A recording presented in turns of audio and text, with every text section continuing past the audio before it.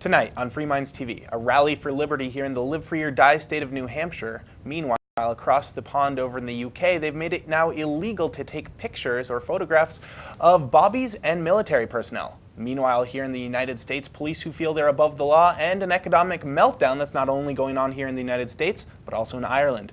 All that and a whole lot more tonight on Free Minds TV.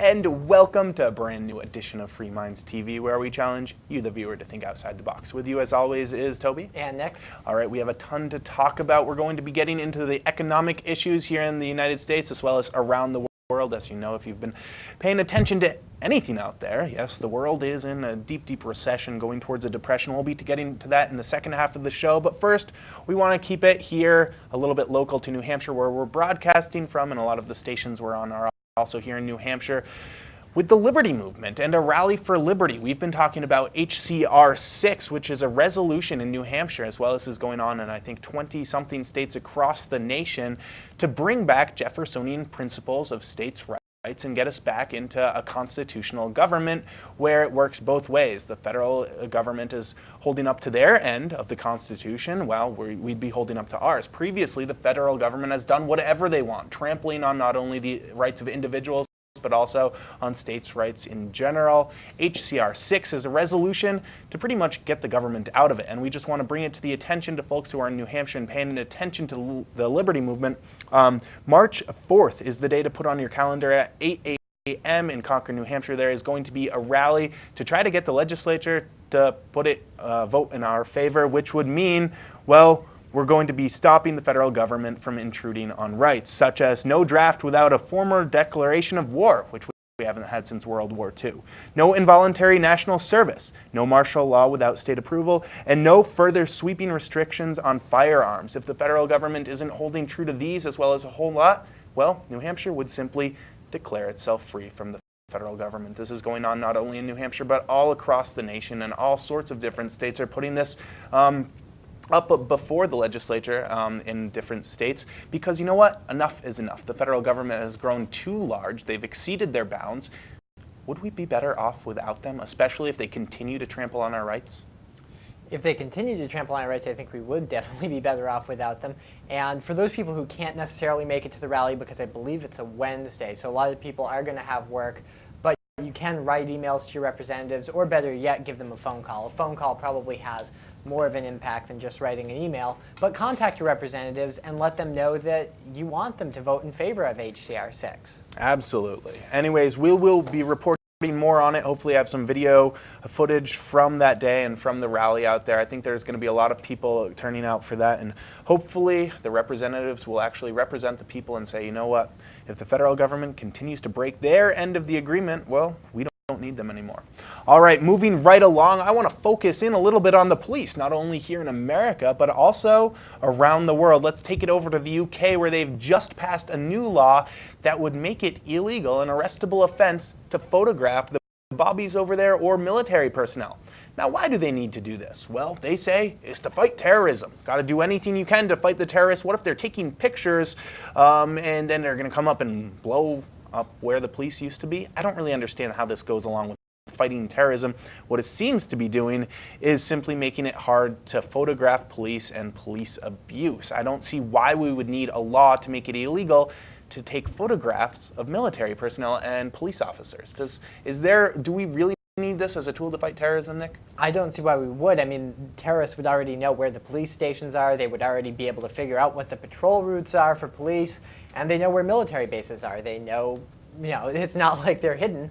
And if it's a secret facility, you probably can't take pictures there already. So this new law, essentially the only people it's going to affect are law-abiding citizens who are taking pictures of police or military personnel to try to capture them doing something wrong, or just for journalism or artistic purposes. So it seems like a pretty bad law, in my opinion. Yeah, the new law makes it a crime to, quote, elicit, publish, or communicate information about British police or military personnel. So even communicating about the information, so us talking about it over here, are the Brits ready to come and hang us? I don't know. Anyways, let's move along. It's not only the people over in Britain who have it a little bit backwards when it comes to how involved the government should be and what laws they follow, what laws they create. They've got the same problems over here in the United States. And when the laws are written, there's certain people who seem to be above the law. And that would be the police officers who are meant to enforce the law. They sometimes feel that they're above the very laws they're enforcing. Now let's take it down to the lowest level of so-called crimes that are out there, parking offenses. Now there's been, I know it seems like a crazy lot of talk about it. Well, who doesn't sometimes park illegally? But we all have to either put money in the meter or pay a fine or have our cars towed if we're parking illegally. Police seem to think it's okay sometimes, and I know it's not all the same for police all across America, but oftentimes it seems police feel that they're allowed to just park wherever they want. Handicap spot, a bus stop, wherever they want, they can park because, you know what, they're the law and what they say goes, so it doesn't matter if they have to follow these little person laws. You know, they're sometimes above them. Apparently a Globe reporter has been following for a number of months some action that's been going on in Boston. A Boston Globe reporter has reported that they see hundreds of illegally parked cars every single day. In fact, one repeat scofflaw, the driver of a Toyota Corolla registered to Iron Landry, the city's supervisor of parking enforcement, who oversees 194 parking enforcement officers who write 1.3 million tickets a year, is one of the biggest offenders of this law, repeatedly parking in handicapped spots right outside the police station. And it's not only her, the entire handicapped spots are often all full of police cars who aren't handicapped. Also, it's known that police are oftentimes parking on sidewalks or in bus stops right near the police station. Now, this is because there's over 400 people who work in the police station and only 104 parking spots for them to park in. But you know what? You and I, when we have a bit work somewhere and there's not enough parking spots, well, we either need to pay the fine, pay for a parking spot, or park somewhere else. Now, why is it that the very person who's supposed to oversee all these parking officials, 1.3 million tickets a year, well, she's allowed to park in a handicapped spot and not get her car towed, not pay the 100+ fine that comes with it, and of course, you know where this goes. I mean, it just, where's the mindset, Nick? I guess she figured she could get out of the ticket even if they wrote it. Well, I mean, she is in charge of parking enforcement, but it is hypocrisy, and I'm honestly not surprised that this goes on. It's a little bit funny that they caught the head of essentially the lead meter maid in the city of Boston, but it's not surprising. I mean, this is something that police and city officials do all the time, and it's not just Boston, it's all over the place. Aren't they the ones that are supposed to set the example, though? I mean, if they think these laws don't mean anything, what other laws do they think don't mean anything? It just seems to me that we should be holding the public officials to a higher standard of the law than we are ourselves. After all, they're the ones who enforce the law. Shouldn't they be held to a higher standard? All right, Nick, let's move along right now and head over to Washington, D.C. with the Downsizer Dispatch. Tell people what they can do to downsize the government, or at least let their representatives know what they think should be happening in Washington. Well, this week Downsize DC is essentially dealing with what happened in the passage of the Stimulus Act. Now, this stimulus bill that got passed was supposedly going to be posted a few days ahead of time so that the public would have a chance to verify what was in the bill. Nancy Pelosi, as recently as a week ago, was promising that the legislation would be posted online for at least 48 hours before the vote. Well, it was over 1,000 pages of legislation with an extra 421 pages of an explanatory statement. So the explanation was 420 pages long. It was delivered still unfinished at midnight, and the House passed the bill 14 hours and 24 minutes later. The Senate followed suit 3 hours and 5 minutes after the House. So there was less than a day for these Congress people to read over 1,000 pages. I guess they could get the executive summary by only reading 420 pages. But considering the clock here started in the middle of the night, they might have had a few hours to skim over the bill. And this is why Downsize DC pushes for the Read the Bills Act, which would require Congress to actually read the full text of the legislation before they vote on it. So any congressman who wants to vote on it would either have to read it or have the clerk read it to them if they have trouble with reading or something, so that they actually know what's in the legislation before they vote for it.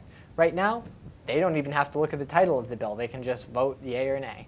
Yeah, all right. Well, that is complete insanity, and how we expect ever to have this bailout money mean anything when the very reps who all voted for it, and it did pass now, all the reps who voted for it don't have any idea what's in it because, well, they didn't bother reading it. I don't know how we're going to pull ourselves out of this economic crisis we're in, but you have an article, Nick, that says that it's actually one of our top security concerns we should be worrying about right now. It's not only creating hardships for working class people at home and, of course, those corporate executives who don't get everything they want, but it's also a national security concern.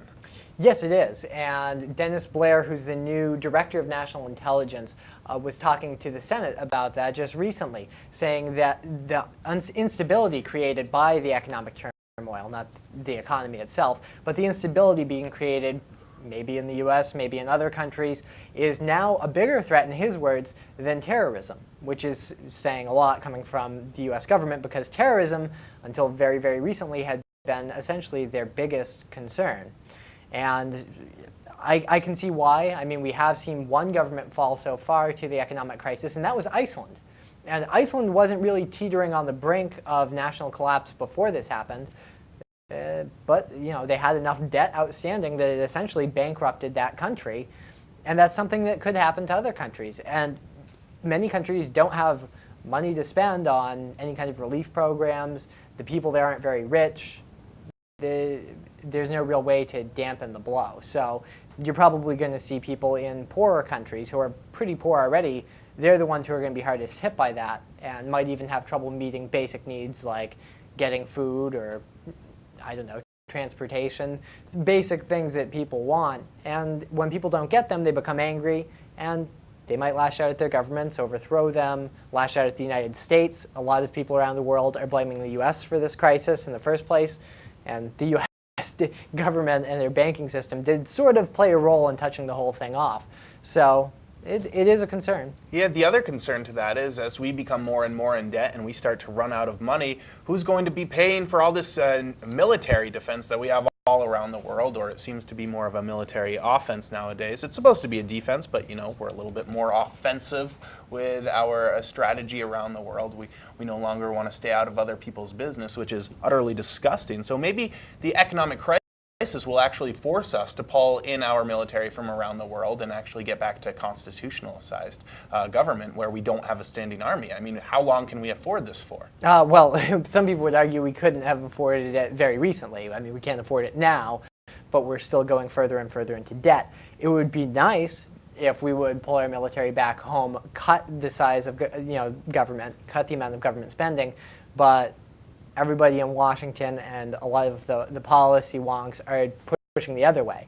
They're saying we need to spend more. If the government spends a whole lot more money that it doesn't have, it will actually make the economy good again.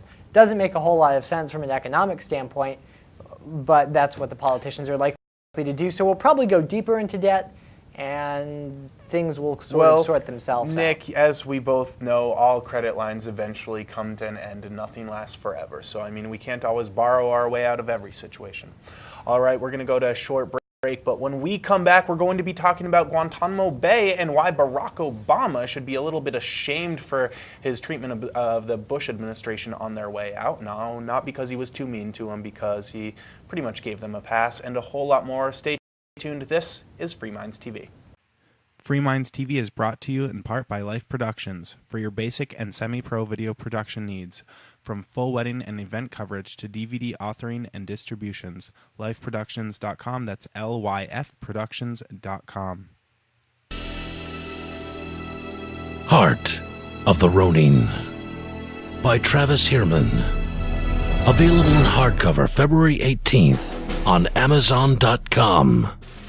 This edition of whatever it is you're watching is brought to you by Ridley Report, something, Ridley Report. Thank you, Spencer. This is Mark Edge from Free Talk Live, and you're watching Free Minds TV.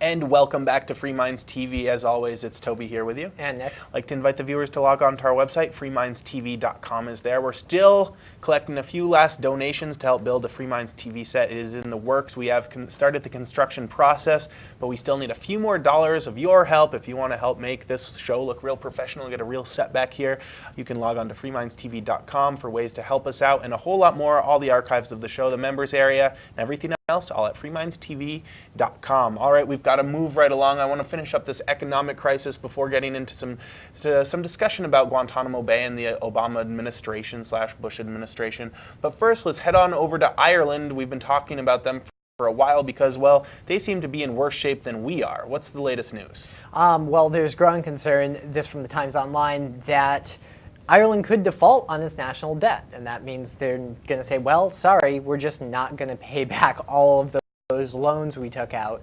We just don't have the money to cover it.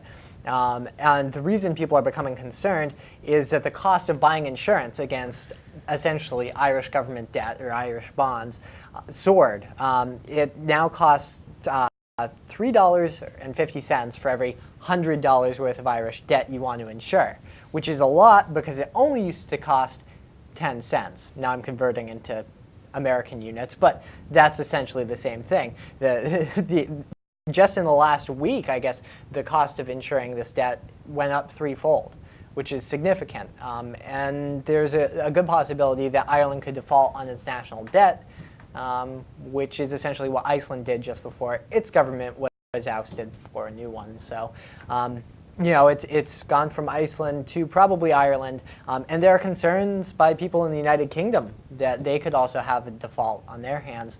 And once that happens, you can imagine that the U.S. might not be far behind. So it's something to watch. The countries that are actually facing these defaults, they weren't poor countries. I mean, we're not talking about Zimbabwe, which went with a hyperinflation route instead, but we're talking about developed countries with economies relatively similar to that in the United States, and they're going bankrupt. And they don't have quite the pile of debt that we do in a lot of cases either. Well, it just goes to show you it's not a very good idea, especially in tough times, to count on the government for anything, because chances are when push comes to shove, they will let you down, whether it be economic crisis or a simple call to 911. I wouldn't count on the government to protect me, and I don't think that you should either.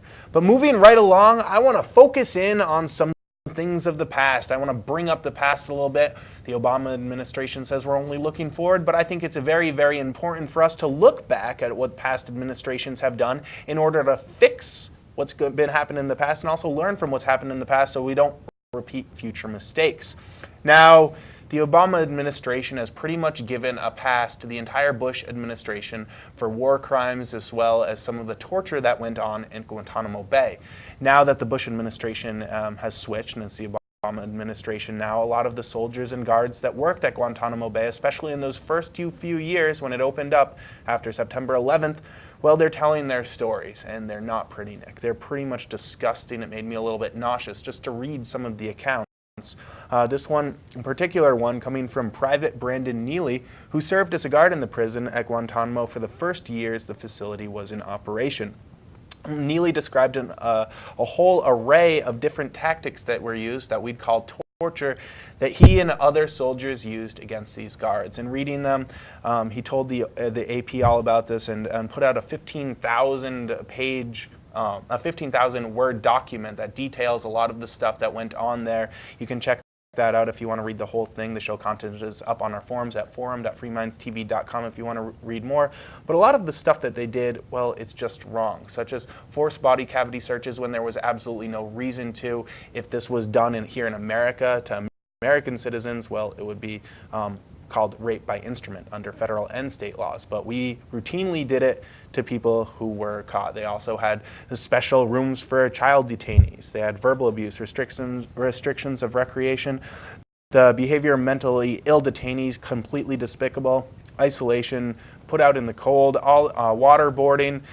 I mean, some of the stuff that they did to these people is just plain wrong. And the fact that the Bush administration gave it a pass, knew what was going on, said it was okay, continued to do it for years at a time, and then Obama is saying, go away, go on with your life. We're not going to charge you with anything. That's wrong. Yeah, well, I mean, the United States, after World War II, executed Japanese soldiers who had tortured U.S. servicemen, essentially with the same tactics. I mean, people were executed for waterboarding by the United States government. Now the United States government waterboards with impunity. So it was torture punishable by death 60 years ago. When the U.S. decides it wants to do it, it's not even illegal. But if we started setting a precedent of a president breaks the law and then when he steps down from office, he's arrested and prosecuted, we wouldn't see future presidents continuing to break these laws. We'd see them start to take a step back and say, you know what, maybe there's going to be a consequence for my actions. But Obama, you sicken me because you know what, you just said this is okay for you to do, and you know what, it's going to be okay for me to do whatever I want as well, because you know who's going to do anything about it. You'll get a free pass because you're the president. No, that's disgusting. It's despicable. And to me, you're just as guilty as Bush for letting him off on this. I mean, to me, you should be put in jail for allowing him to get away with these war crimes because it's disgusting.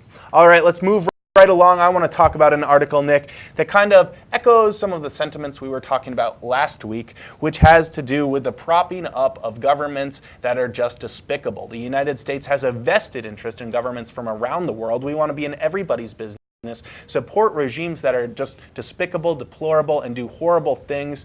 Saudi Arabia, we talked about an article last week, and another one came to light this week that I think that we should shed some light on what your tax dollars are going to. Your tax dollars, the money that the money that gets taken out of your paycheck, all the debt that's borrowed, well, it goes to support regimes like Saudi Arabia, where a 23-year-old girl who was unmarried at the time was awarded 1 year in prison and 100 lashes for committing adultery. Well, how did she commit adultery? She was raped. When she went to the government and said, you know what, I was raped and now I'm pregnant and I'd like to abort my fetus, they arrested her. She's going to be in jail for a year and she's going to be lashed 100 times. I mean, it's not as bad as they could have been in the past. They've had cases and verdicts where they put women to death for being forcibly raped. But you know what? I guess we're moving in the right direction. No, we're paying for this to happen. Your money is paying for this girl to be lashed. Do you feel guilty yet?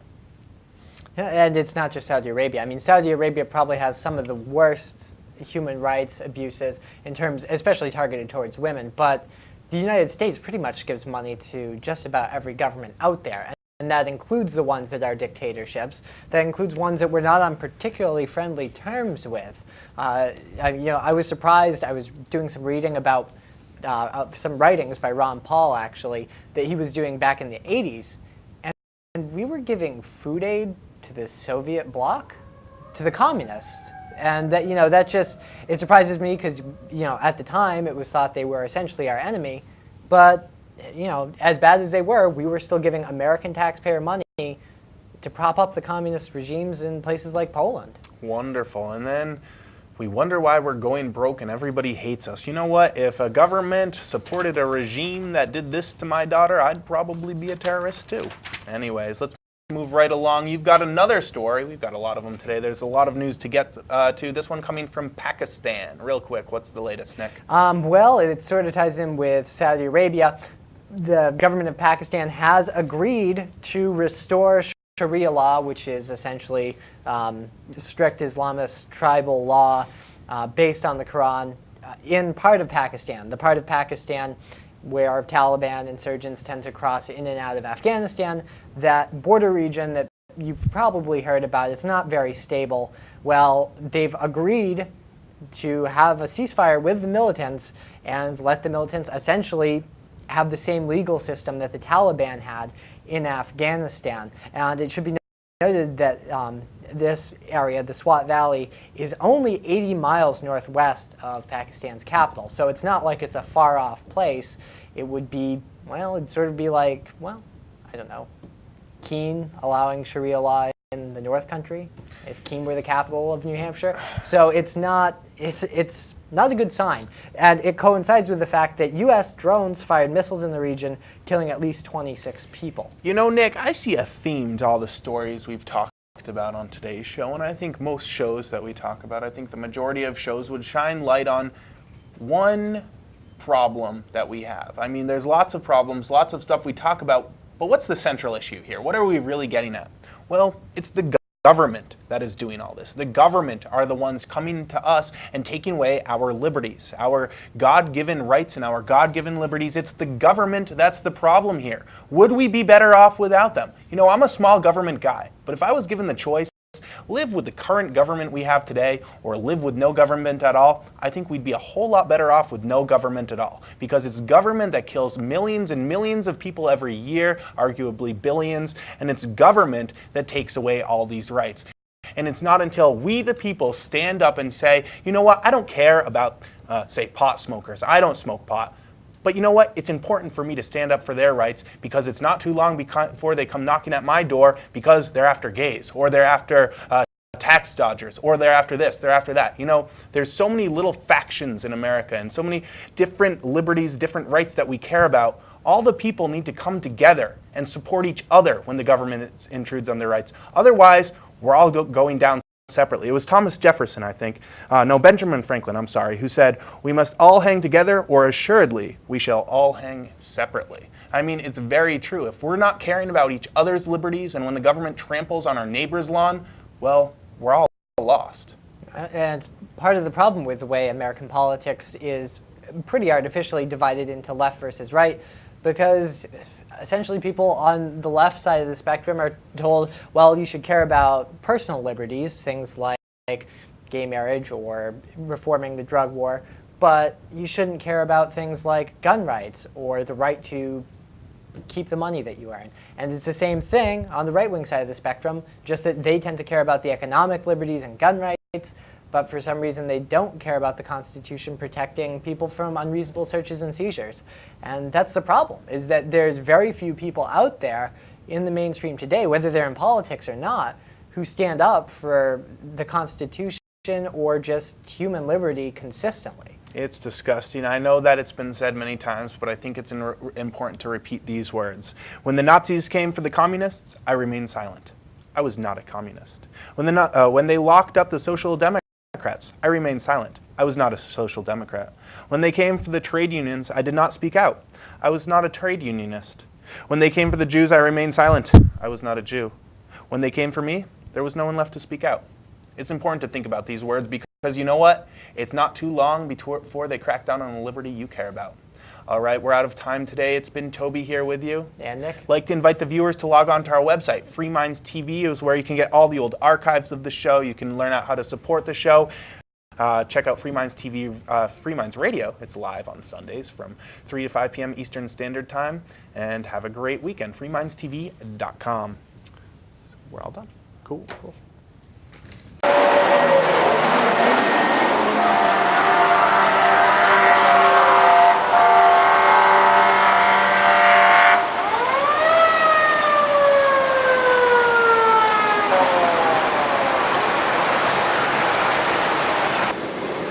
Are you on drugs? What is your problem? You're a traffic enforcement agent? And you parked your official vehicle blocking a fire pump? And there's a fire outside with firemen out there? And they have no access to the pump? You ought to be ashamed of yourself! You ought to be ashamed of yourself! While you're in the store? You don't hear the sirens? What's the matter with you? You ought to be ashamed of yourself! You're supposed to enforce the law, not break the law! Have a good day. What's the matter with you?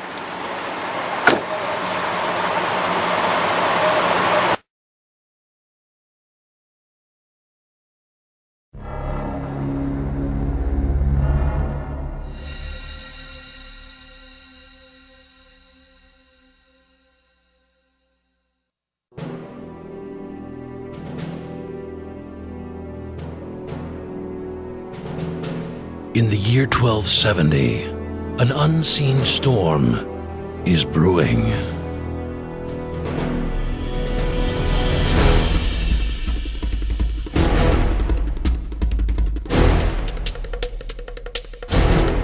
An ancient blade guards its secrets.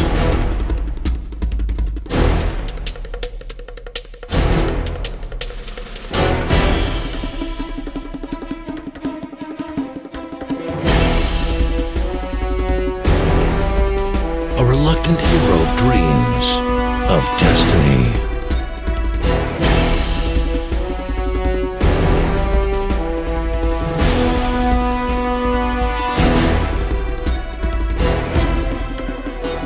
dark forces plot from the shadows.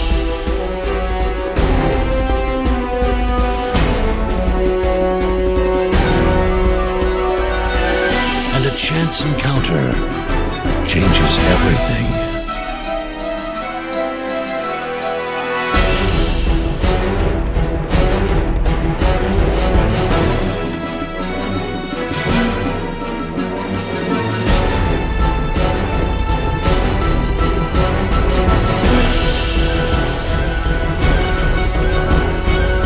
Cowardice is not an option.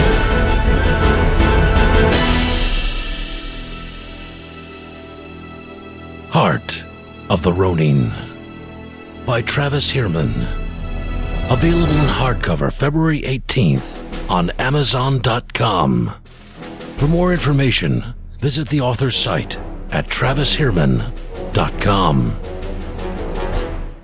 Free Minds TV is brought to you in part by AnarchyInYourHead.com, a comic about freedom. When it comes to politics, they hate just about everyone, so they're bound to make fun of someone that you don't like eventually. AnarchyInYourHead.com, that's AnarchyInYourHead.com.